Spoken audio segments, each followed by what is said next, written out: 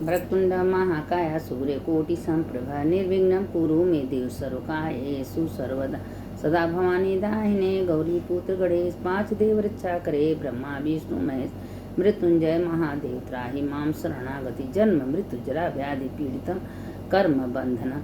यह मंत्र बोलने से जन्म मृत्यु पीड़ित भगवान कम करते हैं। देखिए, हम आप लोगों को कल बता दे रहे हैं 6 से 8:30 बजे तक गंगा जल पूसा का पारण है। गंगा जल में पूसा डाल लीजिए और वही गंगा जल सवेरे 6 से 8 बजे 8:30 बजे के अंदर पारण कर लीजिए। दापरी गंगा जल पूसा का पारण है। हर महीना में अलग अलग पारण होता है और जो कृष्ण पक्ष का पारण वही शुक्ल पक्ष का होता है, दोनों का पारण एक ही है। तो इस बार गंगा जल पूसा का पारण है और हम आप लोगों को कथा सुना रहे हैं, नाम भेज रहे हैं और उसके बाद कथा सुनाएंगे। आप लोग कथा सुनिए। कल का एकादशी बहुत सुंदर अच्छा है। 10,000 अश्वमेध का जो जप करता है वो कल की एकादशी का करने से पुरुष को मिल जाता है। इसीलिए एकादशी का बहुत महिमा है। उसके घर में सुख शांति, पितर सब शांत रहते हैं, उसके घर में खुशी मिलती है। इसीलिए एकादशी का महिमा है। अब हम कथा भेज रहे हैं, नाम पहले भेज रहे हैं, उसके बाद ये जो कल का बरुथनी एकादशी का कथा है उसको आप लोग सुन लीजिए।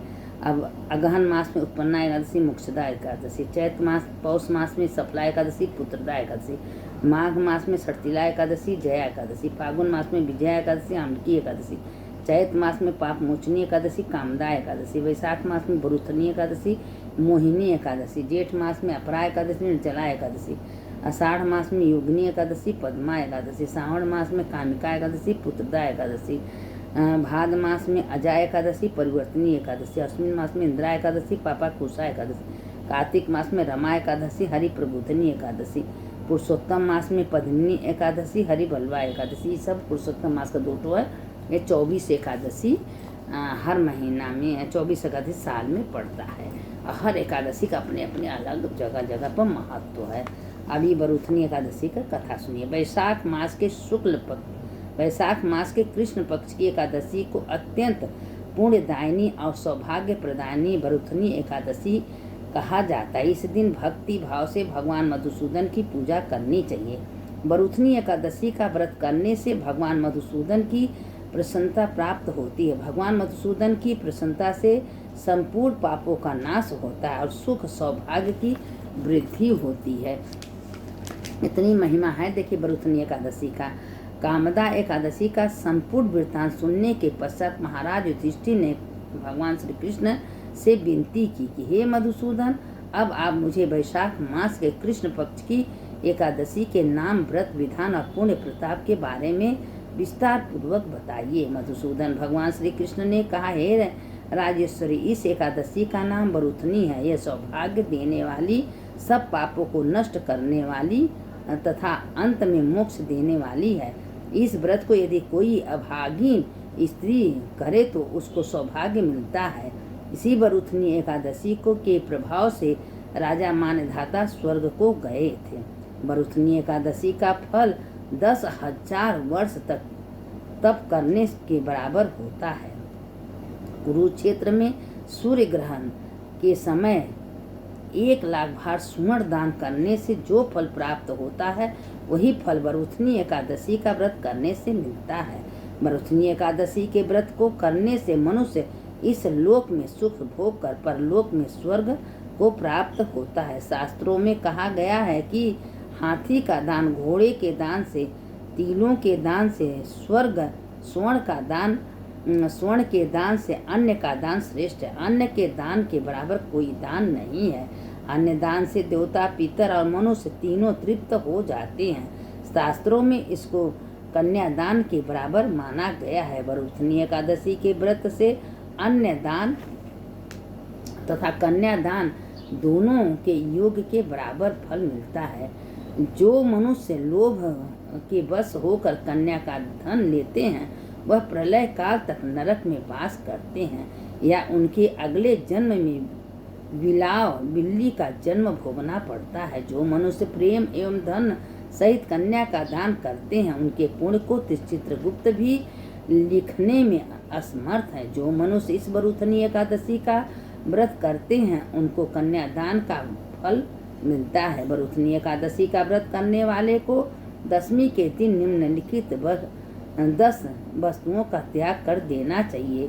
कांसे के बर्तन में भोजन करना, मांस, मसूरी का दाल, चना, कोदो, साग, मधु, शहद, दूसरे का अन्न, दूसरी बार भोजन करना एवं 10 स्त्री प्रसंग व्रत वाले दिन जुआ नहीं खेलना चाहिए तथा शयन भी नहीं करना चाहिए।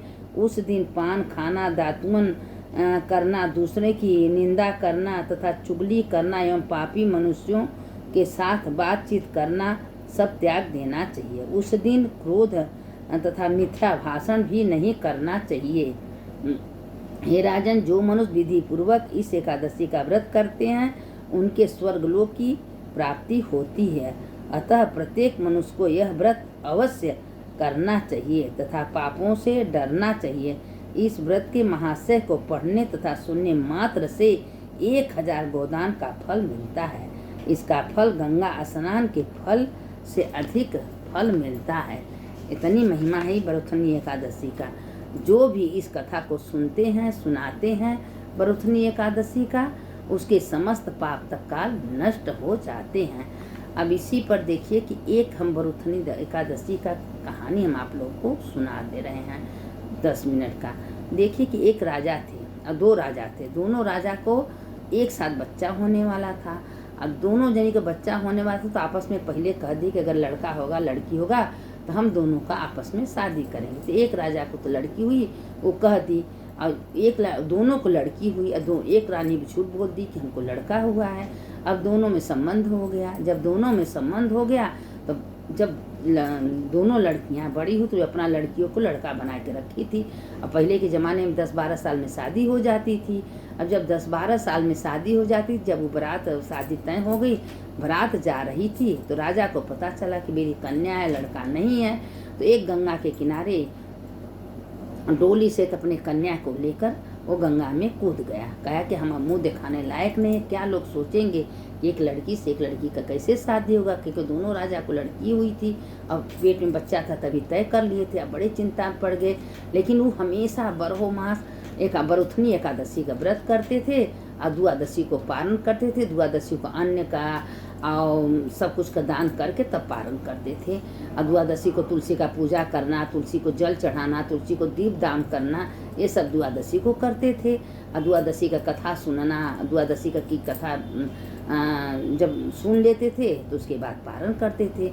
अब उसी समय गंगा जी में कूद गए और उसी समय नारायण नारायण करके कूदा। तुरंत नारायण चक्र शंख गदा लेके तुरंत प्रकट हुए। महादेव तुरंत प्रकट हुए। अरे तुम ये क्या कर रहे हो? कहे हम क्या करें महादेव? कहे तुम जिंदगी भर बरुथनी एकादशी का व्रत किए हो और द्वादशी का पारण किए हो, द्वादशी का कथा सुन ले हो, तो हम व्यर्थ जाने नहीं देंगे। उसी समय राजा कहें क्या चिंता, भगवान विष्णु शंकर कहें क्या तुमको चिंता है? कहें हमको यही चिंता है कि हमारी लड़की है और राजा जान है लड़का है, हम शादी करने जा रहे हैं, आज हमको पता। कहें महादेव इतने बात, आज तुम्हारे लड़की को हम लड़का बना दें।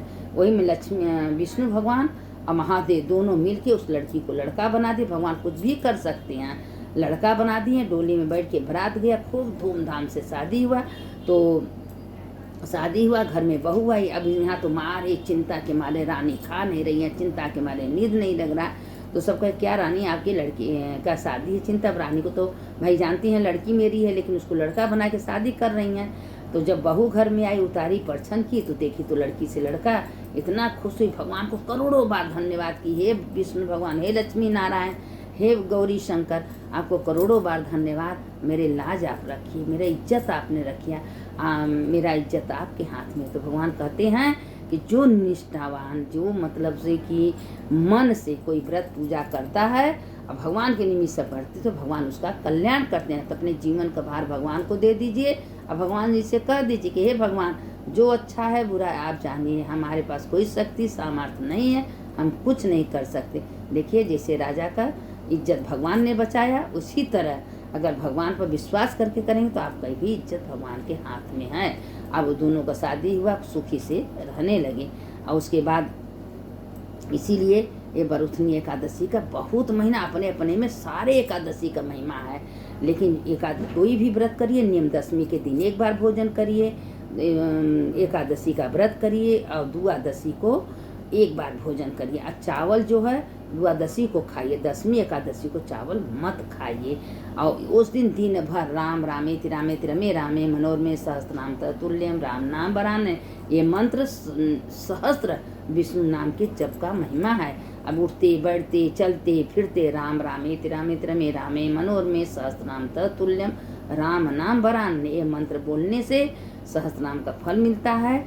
एकादशी के दिन ये मंत्र जरूर बोलना चाहिए। एकादशी के दिन गीता के 7वां अध्याय 11वां अध्याय जरूर सुनना चाहिए। अगर आपके पास किताब है तो किताब में पढ़ ली, नहीं तो मोबाइल में 7वां अध्याय 11वां अध्याय का पाठ सुन लीजिए। क्योंकि एकादशी का जो नियम का पालन करता है उसको पूर्ण रूप से उसको फल मिलता है। सुनने वाले की जय, सुनाने वाले की जय। अच्युतम केशवम राम नारायणम कृष्ण दामोदरम वासुदेवम हरि श्रीधरम माधवम गोपिका वल्लभम जानकी नायकम रामचंद्रम भजे। कल 6 से 8 कोसा गंगा जल से पारण कर लीजिएगा। और उसके बाद जो भी खाना है एक बार अच्छे से भोजन कर लीजिएगा।